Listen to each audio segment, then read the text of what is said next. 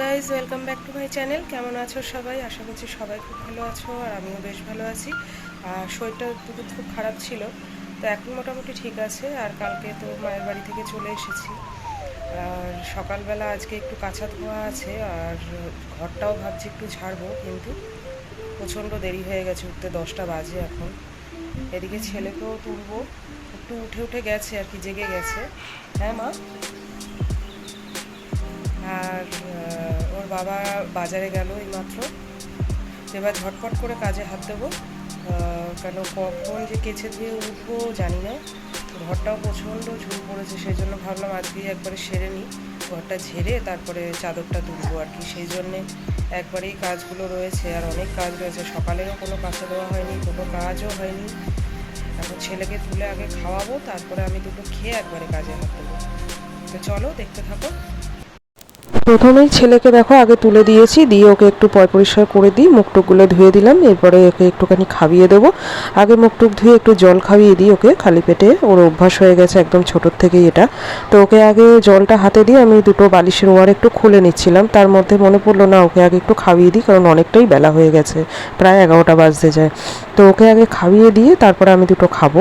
কারণ হচ্ছে আমারও প্রচণ্ড খিদে পেয়ে গেছে, আর একবার কাজে হাত দিয়ে দিলে না তারপরে আর খাওয়ার কথা মনে থাকবে না। তো চলো আগে ফটাফট খেয়ে নিই। তো জলটা খেতে থাকুক, ততক্ষণ আমি খাবারটাও রেডি করে নিয়ে আসি।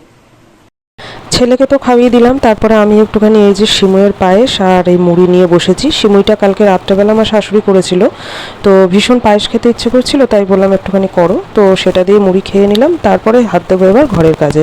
এই যে দেখো না, প্রচণ্ড ঝুল পড়েছে, তাই এই ঝাঁটাটা দিই। আমাদের সিলিংটা যেহেতু খুব একটা বেশি উঁচু না, তাই এই ঝাঁটাটা দিয়েই হাত চলে যায়, এই জন্য আর ঝুল ঝাড়ুটা লাগে না। তো এটা দিয়ে যতটা হাত যায় সেটুকুই ঝেড়ে নেবো। আজকে আর পুরোপুরি হবে না, যতটুকু পারছি হাতের সামনে করে নিই। তারপরে পরে একদিনকে ওর বাবাকে বলবো একটু থাকতে, তাহলে পরে আমার একটু সুবিধা হয় আর কি। তাহলে ছেলেরটা ও করতে পারে, ওর মানে তোমাদের দাদা ভাই ঘরে থাকলে ছেলেরটা স্নান টান করানোগুলো ও করে দিতে পারে। তেল টেল মাখানো, সাবান টাবান দিয়ে স্নান করানো, এগুলো করিয়ে দিতে পারে, জল টলগুলো তোলা।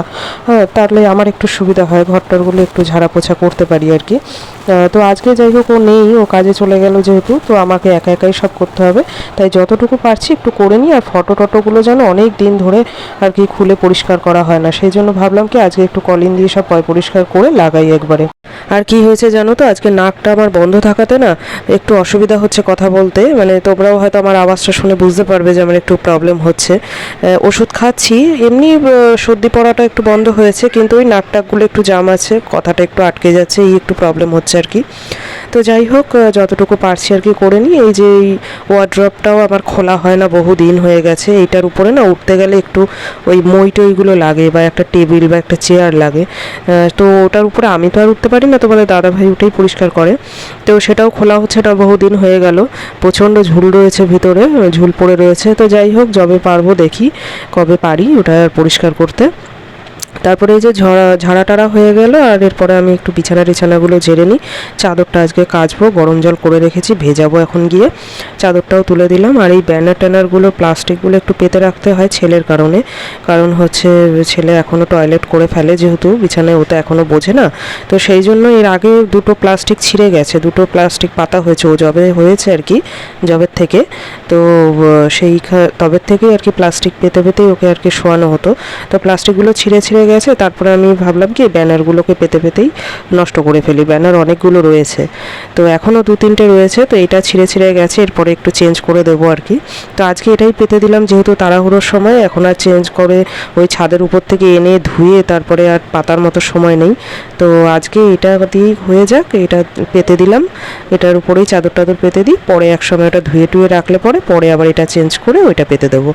তো যাই হোক, দেখো বিছানাগুলো গুছিয়ে ফেললাম। আর পাশের বাড়ির ওই এক বোন আছে, তার সাথে কথা বলতে বলতে একটু কাজ সারছিলাম। তারপরে একটু জানলাটাও দেখলাম কি ঝুল রয়েছে, একটু ঝেড়ে টেড়ে দিয়ে তারপরে জানলাটা বন্ধ করে দিলাম একটু কিছু সময়। আর বাইরের ওয়েদারটা আজ খুব একটা ভালো না, সকাল থেকেই দেখছি যে মাঝে মাঝে বৃষ্টি হচ্ছে আবার বন্ধ হচ্ছে। তো যাই হোক, এই ঝুল টুল ঝেড়ে টেড়ে তারপরে ঘরটা পরে আমি ঝাড় দেবো। আগে ছেলেকে স্নান করিয়ে দিলাম, কারণ 12:30 মতো বাজে। তো ওকে স্নান টান করিয়ে দিয়ে তারপরে আমি ঘরে গিয়ে এই যে একটুখানি আয়নাটা, আলমারিটা, এগুলো একটুখানি মুছে টুছে তারপরে আমি ঘরটরগুলো ঝাড় দেবো, মুছবো। তারপরে আমি যাব বাইরের কাজে।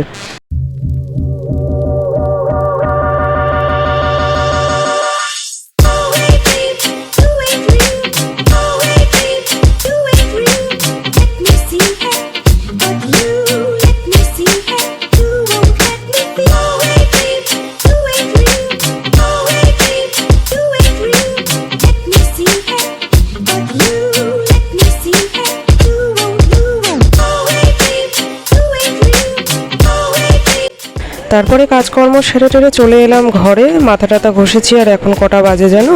প্রায় 3টে বাজে। এখনও ছেলেকে খাওয়াইনি। এই মাথাটা মানে আছড়ে কোনো রকমে, এখন তো আর চুল টুল ছাড়ানোর সময় পাবো না, কোনো রকমে একটু গুটিয়ে নিলাম, একটু সিঁদুরটা পরবো, পরে আগে ছেলেকে খাওয়াতে বসবো। আর অনেক দিন ধরে না একটু টিপ পরতে ইচ্ছা করে, কিন্তু ছেলের জন্য একটু টিপ পরতে পারি না।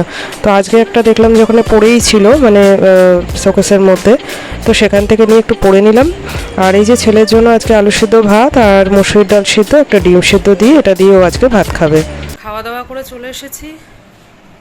আর জামা কাপড়গুলো তো বাইরে দিলাম একটু রোদ দেখে, কিন্তু দেখো আবার একটু মেঘলা মেঘলা ওয়েদারটা হচ্ছে, জানি না আবার বৃষ্টি টিষ্টি নামে কিনা।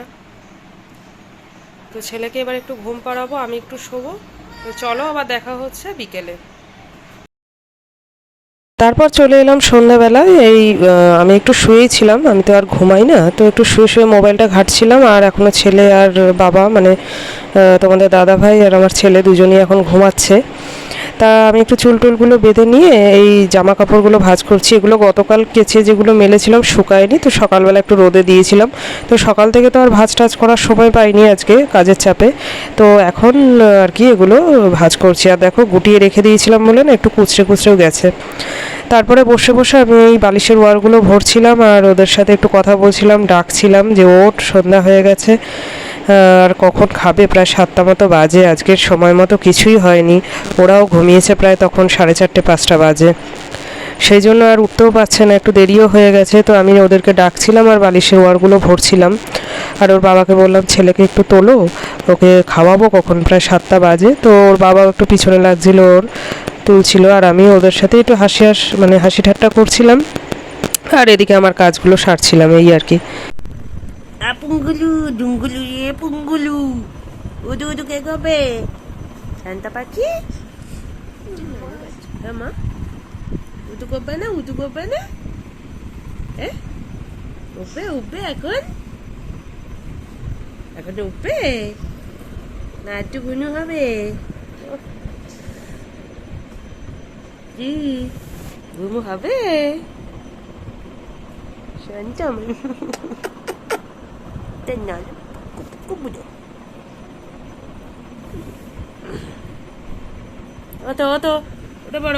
সন্ধ্যা হয়ে গেছে।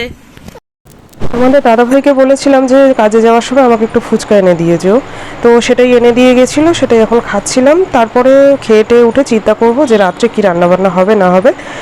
তো চলো বন্ধুরা, আজকে ব্লগটা এখানে এই পর্যন্তই শেষ করলাম। দেখা হচ্ছে নেক্সট ব্লগে। টাটা।